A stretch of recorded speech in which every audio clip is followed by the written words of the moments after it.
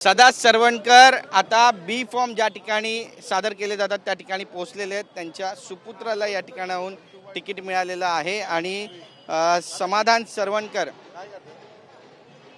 हे नामनिर्देशन पत्र या ठिकाणाहून भरणार आहेत दादरमधून। आणि आपण ही सगळी दृश्य पाहतोय या ठिकाणी आता स्वतः सदा सरवणकर जे आहेत ते दाखल झालेले आहेत। प्रिया सरवणकर गुरवसाठी ते या ठिकाणी पोहोचलेले आहेत। ही सगळी दृश्य आपण पाहतोय या ठिकाणी प्रिया सरवणकर गुरव त्यांची जी सुपुत्री आहे त्यांना या ठिकाणाहून उमेदवारी मिळालेली आहे आणि स्वतः आता जे माजी आमदार राहिलेले आहेत शिवसेना शिंदे पक्षातील ते सध्या कार्यकर्त्यांच्या भेटीगाठीसाठी या ठिकाणी दाखल झालेले आहेत, पोहोचलेले आहेत। आपण थेट त्यांच्याकडे जाणार आहोत आणि त्यांच्याशी सुद्धा बातचीत करणार आहोत, कारण आज 5 वाजेपर्यंत नामनिर्देश पत्र भरण्याची वेळ आहे।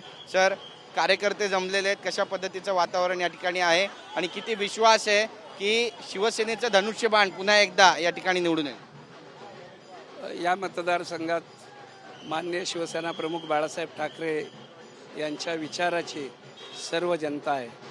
आम्हाला पूर्ण विश्वास आहे की या ठिकाणी माननीय शिवसेना प्रमुखांच्या विचारांचाच विजय होईल, म्हणजे धनुष्यबाणाचाच विजय होईल। तुमची सुपुत्री प्रिया सरवणकर गुरव या ठिकाणाहून उमेदवार आहे प्रभादेवीमधून, त्यामुळे किती विश्वास आहे की त्या मोठ्या मताधिक्याने निवडून येतील? कारण कार्यकर्ते पदाधिकाऱ्यांची मोठी संख्या तुमच्यासोबत दिसते। प्रिया गेली 5-7 वर्ष काम करते, तिचा जनसंपर्क अतिशय चांगला आहे। तिच्याबरोबर महिलांची मला असं वाटतं कौतुक करावं अशा प्रकारची टीम आहे। ती मुंबई शहरात अन्य कोणाकडे असेल असं मला वाटत नाही। मला असं वाटतं तिने अनेक उपक्रम त्यांच्या टीमने राबवलेले आहेत आणि तिचा संपर्कसुद्धा दांडगा आहे, त्यामुळे ती विजयी होईल याबद्दल आमच्या मनात कुठलीही शंका नाही। मनसे आणि ठाकरेंची युती झालेली आहे, दादर त्यांचा गड मानला जातो। इथलं नेमकं समीकरण काय आहे? इथली जनता ही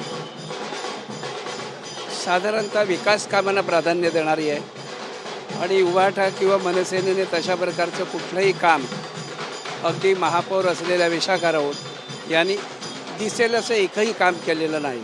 त्यामुळे लोकांना माहिती आहे हे फक्त नावापुरते आहे, विकासाकडे दुर्लक्ष आहे आणि म्हणून विकास करणारी जो पक्ष आहे तो शिवसेना आहे, जो एकनाथ शिंदे साहेबांच्या नेतृत्वाखाली विकास कामं करते, महाराष्ट्राला पुढे न्यायचं काम करते। ठाकरे ब्रँडचा महापौर होईल असं म्हणतात संदीप देशपांडे। आता हे ब्रँड वगैरे कुठे राहिलं तुम्हाला माहिती नाही, मला काही त्या ब्रँडबद्दल टीका करायची नाही। पण मला एवढंच वाटतं इथला जो मतदार आहे हा निश्चितपणे माननीय शिवसेना प्रमुखांच्या विचारांना मानणार आहे आणि ज्या पक्षांची आपण नावं घेतली ज्याने शिवसेना प्रमुखांचे विचार केव्हाच पायदळी तोडवले आहेत आणि त्यामुळे मला असं वाटतं की विजय हा बाळासाहेबांच्या विचाराचा आणि हिंदुत्वाचा होईल असं मला। शेवटचा प्रश्न, मुंबईचा महापौर कोण होणार? नाही, मुंबईचा महापौर हा शिवसेना भाजप महायुती आहे तिचाच होईल आणि आमची अशी इच्छा असेल की एखादा मराठी महापौर व्हावा। नक्की, धन्यवाद आमच्याशी बातचीत केल्याबद्दल। तर आपण पाहतोय आपली भूमिका या ठिकाणी मांडलेली आहे। कॅमेरा पर्सन योगेश गुरवसह गिरीश गायकवाड, TV9 मराठी, मुंबई।